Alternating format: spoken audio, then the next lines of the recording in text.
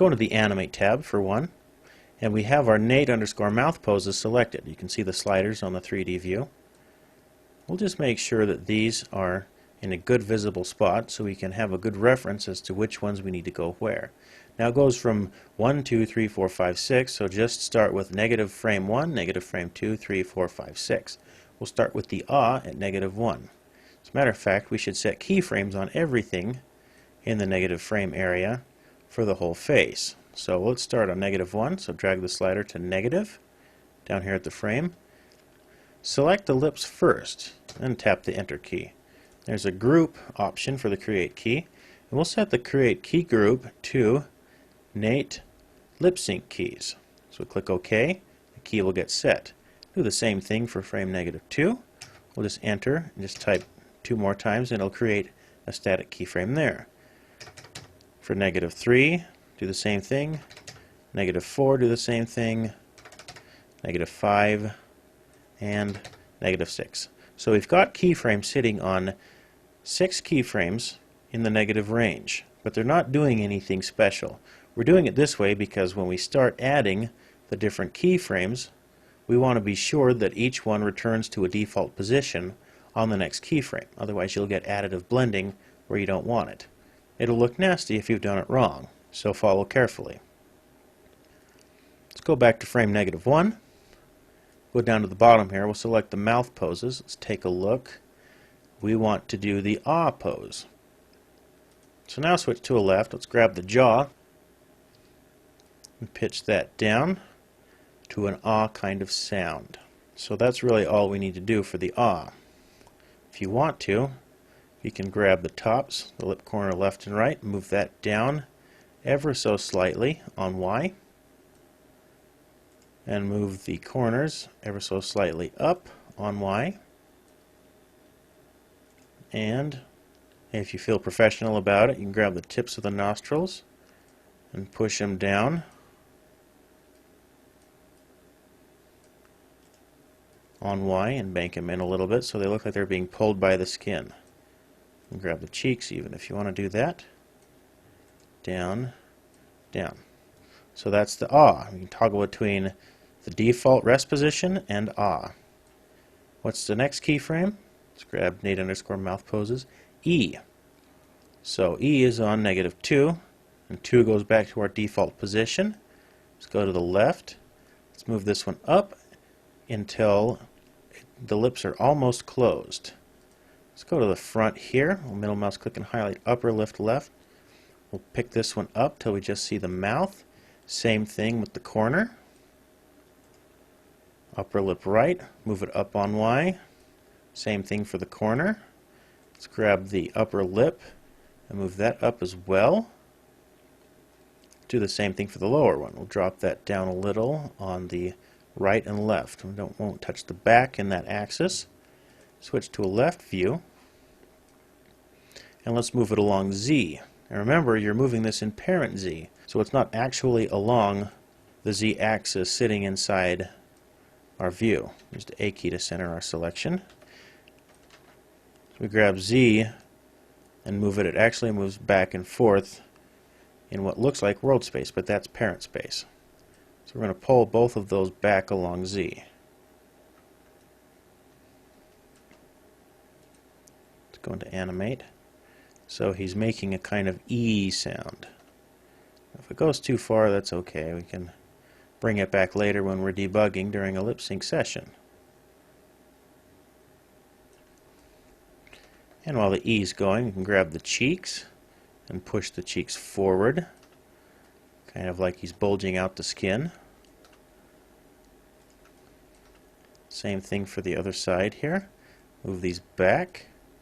And because he's saying the E sound and he's pulling his lips back, we can shift the lips back and wrap them around his teeth.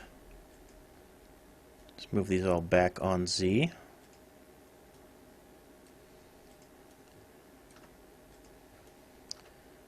And we can animate this by hand, but it would take too long, which is why we're doing this inside a pose slider instead. And then we're punching it up extra notches afterwards.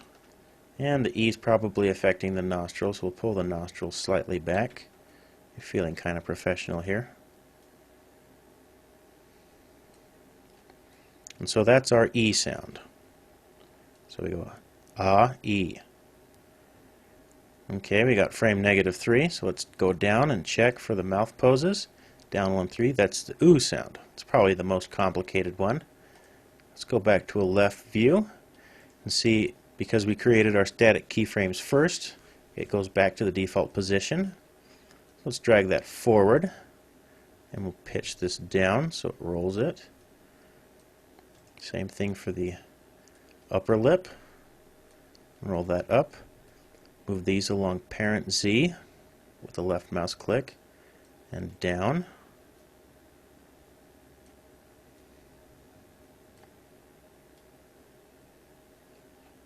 And we can grab the jaw and pitch the jaw up to close the mouth a bit. Let's go to the front here. Let's grab the upper lip and pick it up to make that OO sound. And grab the corners, move them in on X, so he's kind of pursing a bit.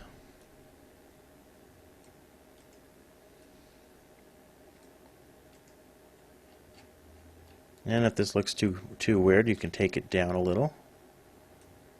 And go back to perspective view. Use the A key to center your selection. And the OO is probably bringing down the nostrils a bit and pitching them forward ever so slightly.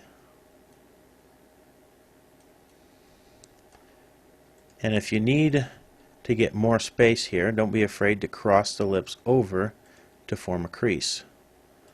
Remember, we're working in subdivision surfaces on the render, and that will all smooth itself out, so it won't look as extreme. Move these in on X a bit more.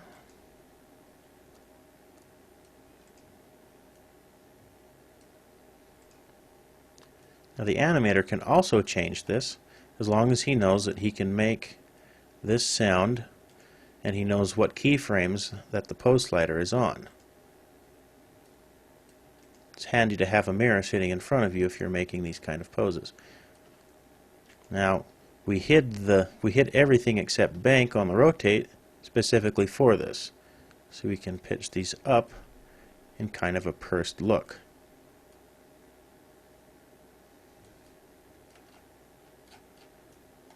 So that looks about good there. Click into animate. I seem to be popping back out into edit mode for some reason.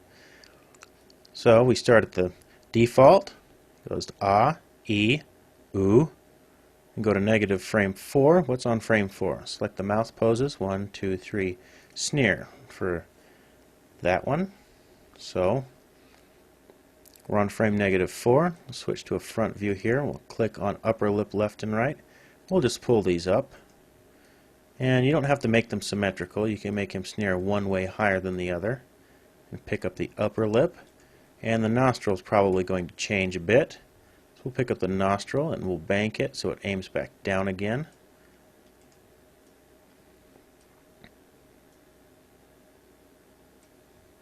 And while we're at it, while he's kind of sneering, we'll pick up his cheeks.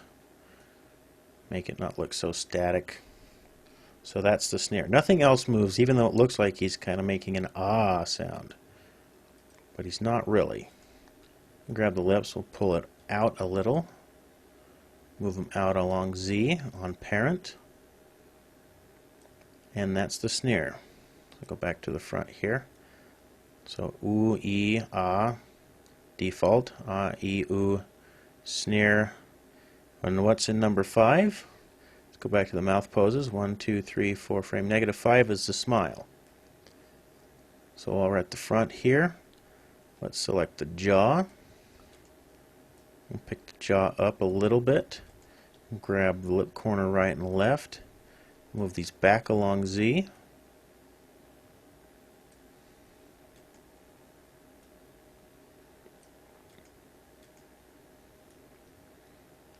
Try to do everything in parent motion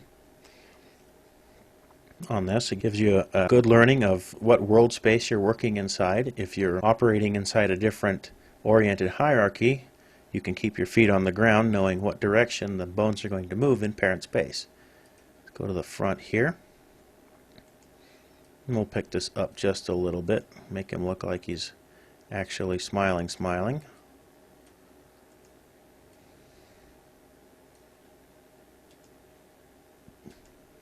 We'll pitch the jaw up a little bit more.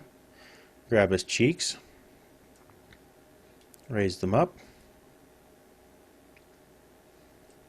and if you want, even give him a little more of a smirk on the other side. So there's his smile. And the last keyframe, let's see, on frame -6, double check that with the mouth poses, we eye blinks.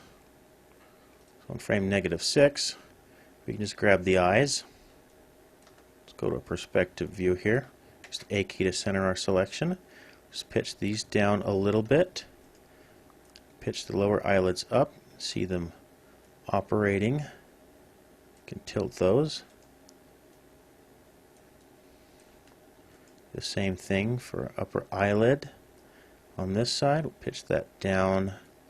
We'll bank it a little. Pitch that one up. Now we have an opportunity to see why our mesh is distorting here on this side and not on the other side. We won't need to worry too much about that just yet. We've got the eyelids working close to the way we want. We can go back in and refine this. So the animators don't need to worry about that extra spike. We can fix that while they're animating. So now we have all of our phonemes and our face poses sitting on negative frames. Now the important thing to remember about our mouth poses on Motionblender is you cannot use frame 0. Frame 0 is the reference frame that Messiah uses to measure the difference between the other frames and the negative. So you can't touch 0. So right now, set all of your animations to start at frame 1. You'll need to offset your audio 1 frame ahead as well. So now we can check the mouth poses here. And just for fun, highlight the bodybuilder and we'll tab him into meta NURBS so we can see what his face would look like in shaded mode. Let's grab the mouth poses. We'll start with the awe. You can take a look and see what awe is doing. If you have trouble finding out what's going on, it's really easy. We have awe going on, except we've forgotten to add one bone to the effect. That bone happens to be the jaw. So we'll go back into setup. And under the effects tab here, we'll look at our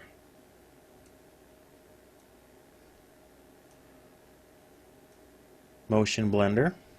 Let's go on up. We'll highlight the jaw. While Motionblender is selected, add that. So now it shows up at the bottom of the list. Then we click back into animate. Awe is now active.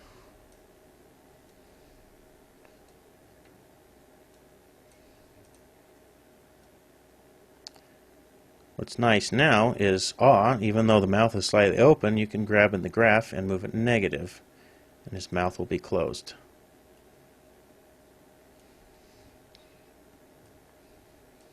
If you feel so inclined and you don't want to see any of these bones sitting on top of the mesh, here's an easy way to make sure that that doesn't happen. Grab the geometry node that has all of the geometry inside of it and drag that to the bottom of the list. What that does is it forces the geometry to draw on top of everything else in the list. So now we've hidden our bones effectively, but we can still see some of them. Let's go back down to the bottom, go to mouth poses again. So now we have our awe working correctly. Let's set that to like a neutral pose close. Here, take a look at E. We'll grab E. E shifts this way. We can blend E and A together if we wanted to. Close the mouth. And reset both of those to 0 for now. Ooh. And ooh looks kind of goofy, but it's up to the animator to see how his ooh would look. Remember, we can blend this with any of the other ones. So he might look goofy as an ooh, but depends on the character. You can go back in and tweak it later on. Both of those work. And grab the sneer, drag the sneer up. Anytime you don't think the sneer is going high enough, let's scale that, you can grab it and move it beyond 1. You can watch the slider move up and down. Let's go to the smile, do the smile and the sneer. It's kind of scary looking, isn't it?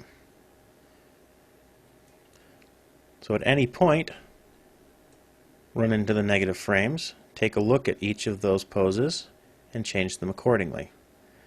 And this is how Motionblender works with morph targets. Go to File. I'm going to save this scene as Nate Setup Q.